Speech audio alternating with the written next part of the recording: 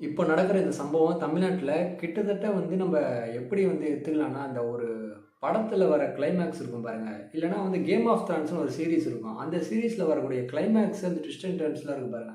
அத விட இந்த தமிழ்நாட்டில நடக்கக்கூடிய அந்த பொலிட்டிக்கல் சினாரியோ பயங்கரமா இருக்கு அப்படிங்கிறத நம்ம வந்து பார்க்கறது கண்கூடா வந்து பார்க்குறோம். நேத்துனா ஒரு நியூஸ் வந்ததுன்னா, ஏடிஎம்கே, டிஎம்கே வந்து கூட்டணி பேச்சுவார்த்தைகள் வந்து நடந்துட்டு இருக்கு. கூட்டணி வந்து சேர போறாங்க விஜய்க்கு எதிரா அப்படின்னு ஒரு நியூஸ் வந்தது.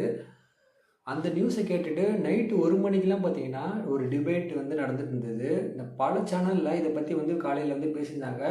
காலையில வரைக்கும் இந்த ஒரு சம்பவத்த பத்தி தான் ஒரு மிகப்பெரிய பேச்சாவே இருந்தது. நேஷனல் மீடியாலேருந்து நம்ம ஸ்டேட் மீடியா வரையும். கடைசியா பார்த்தீங்கன்னா, அதுக்கு முற்றுப்புள்ளி வச்சது யாருன்னா, முன்னாள் முதல்வர் மு.க. ஸ்டாலின் அவர்கள் தான் அந்த மாரி ஒரு சம்பவம் வந்து ரூமர் அப்படின்னு சொல்லிட்டு முற்றுப்புள்ளி வந்து வச்சிருக்காரு. ஆ விச் இஸ் குவைட் குட் மூவ்ன்னு தான் சொல்லலாம். ஏன்னா வந்து அந்த மாரி ஒரு விஷயத்த பார்த்தீங்கன்னா, ஏடிஎம்கேவும், டிஎம்கேவும் ஒண்ணா சேர்ந்து நடந்ததுன்னு வச்சுக்கோங்க. இதில வந்து விஜய் வந்து தோக்கலாம், எதிர்க்கட்சியா வந்து உட்காரலாம். விஜய் ஹேஸ் நத்திங் டூ லூஸ்ன்னு தான் சொல்லலாம். இது வந்து ஃபர்ஸ்ட் எலெக்ஷன் டிவிகேக்கு. அதனால டிவிகேக்கு வந்து பார்த்தீங்கன்னா, ஃபர்ஸ்ட் எலெக்ஷன்ல 34% கிட்ட ஓட்டு கிடைச்சிருச்சு. 108 சீட் வந்து நம்மளுக்கு கிடைச்சிருக்கு. அதனால டிவிகேக்கு பார்த்தீங்கன்னா, அது ஒரு பூஸ்ட்டா தான் இருக்கும். சப்போஸ் இந்த 2 கட்சி வந்து ஒண்ணா சேர்ந்திருந்தா, அடுத்த 5 வருஷம் வேணா ஆட்சி பண்ணியிருக்கலாம். அதுக்கப்புறம் பார்த்தீங்கன்னா, இந்த திராவிடம் அப்படிங்கிற ஒரு விஷயமே வந்து இல்லாம போயிருக்கலாம். பட் ஆனா பார்த்தீங்கன்னா, அந்த இடத்துல தான் ஸ்டாலின் அவர்களுக்கு முடிய வந்து எடுக்கல. விச் லிட்டரலி வந்து பொலிட்டிக்கலா நம்ம கட்சிய வந்து குழி தோண்டி புதைக்கிற மாரி தான் இருக்கும் அப்படிங்கிறது வந்து தெரிஞ்சுட்டு இருக்கு. பட் ஆனா நெறைய சினாரியோஸ் வந்து நடந்துட்டு இருக்கு. இப்போ வந்து எல்லாவோட அந்த சிபிஎம், விசிகே, ஐயுஎம்எல் அந்த மாரி கட்சிக்கிட்டலாம் வந்து கேட்டுட்டு இருக்காங்க. இவங்க என்ன பொறுத்தவரைக்கும் என்ன நடக்க போகுது அப்படிங்கிறது வந்து நம்ம வந்து பார்க்க போனா, எனக்கு தெரிஞ்சு ரீஎலெக்ஷன் வர்றது தான் பார்த்தீங்கன்னா, டிவிகேக்கு ஒரு பெஸ்ட்டான ஆப்ஷனா இருக்கும். ஃபர்ஸ்ட் ஆஃப் ஆல் பார்த்தீங்கன்னா, ஆளுநர் வந்து ஃபர்ஸ்ட் ஆஃப் ஆல் பதவி ஏற்கிறதுக்கு பார்த்தீங்கன்னா அழைக்கணும். அந்த ஒரு விஷயமே பார்த்தீங்கன்னா, இங்க முட்டுக்கட்டையா வந்து நடந்துட்டு இருக்கு. ஆல்ரெடி 2 தடவ வந்து போயாச்சு. ஆக்சுவலா வந்து சட்டப்படி வந்து எப்படி வந்து இந்த ஒரு ப்ராசஸ் நடக்கும்னா, ஆளுநர் அழைக்கணும், பதவி ஏற்றுட்டு அதுக்கப்புறம் சட்டமன்றத்தில தான் நம்மளுக்கு எவ்வளோ ஸ்ட்ரென்த் இருக்காங்க அப்படிங்கிற காமிக்கக்கூடிய ப்ரொசீஜர் தான் வந்து நெறைய தீர்ப்பு உச்சநீதிமன்றத்தில் நிறைய தீர்ப்புகள்லாம் பார்த்தீங்கன்னா வந்திருக்கு. இந்த விஷயம் கர்நாடகாலையும் மகாராஷ்டிராலையும் பார்த்தீங்கன்னா இந்த மாதிரி ஒரு சினாரியோஸ்லாம் நடந்து உச்சநீதிமன்றத்தில் தீர்ப்புகள்லாம் பார்த்தீங்கன்னா கொடுத்துருக்காங்க. ஆக்சுவலி அதுதான் வந்து ப்ரொசீஜராக வந்து போனோம். பட் இப்போதைக்கு யார் வந்து இதை தடுக்கிறாங்க அப்படிங்கிறது வந்து தமிழக மக்களுக்கே வந்து தெரியும். டிவிகேக்கு பார்த்தீங்கன்னா இன்னும் ஆட்சி அமைக்கிறதுக்கும் அழைப்பிதழ் வரல. இதை வந்து டிலே பண்ணுறதுனால பார்த்தீங்கன்னா என்ன ஒரு டிஸ்அட்வான்டேஜாக இருக்குன்னா, ஹார்ஸ் ட்ரேடிங் சொல்லுவாங்கள்ல, தமிழில் வந்து கரெக்டாக சொல்ல போனோம்னா குதிரை பேரம் அப்படிங்கிற சொல்லக்கூடிய விஷயங்கள் வந்து நடக்கிறதுக்கான வாய்ப்புகள் இருக்குது. ஏன்னா மோர் அண்ட் மோர் டிலே பண்ணுறதுக்கு பண்ணால் இந்த ஒரு ஆட்சிக்கான அந்த சப்போர்ட் 108 நம்பர்ஸ்லேருந்து டிவிகே கூட வர்றதுக்கான வாய்ப்புகளும் இருக்குது. இப்போ ஏடிஎம்கே கிட்ட இருந்த அந்த 47 எம்எல்ஏலேருந்து 32 எம்எல்ஏக்கள் வரதுக்கான வாய்ப்புகளும் இந்த சைடு வந்து அமையறதுக்கான விஷயங்கள் இருக்குது. ஏடிஎம்கேவோட எம்எல்ஏஸ்லாம் பார்த்தீங்கன்னா இப்போ ரெசார்ட்டில் இருக்கிறதாகவும் அப்படிலாம் பார்த்தீங்கன்னா நியூஸஸ்லாம் வருது. ஆக்சுவலாக வந்து அது உண்மையும் கூட. ஏன்னா வந்து அவங்களோட எம்எல்ஏக்களும் பாதுகாக்கணும்ல. ஏன்னா 2 சைடும் வந்து சப்போர்ட்டுக்கு வந்து கேட்டுட்ருப்பாங்க. இல்லை பொலிட்டிக்கல் சினாரியோவில் என்ன வேணால் நடக்கலாம்.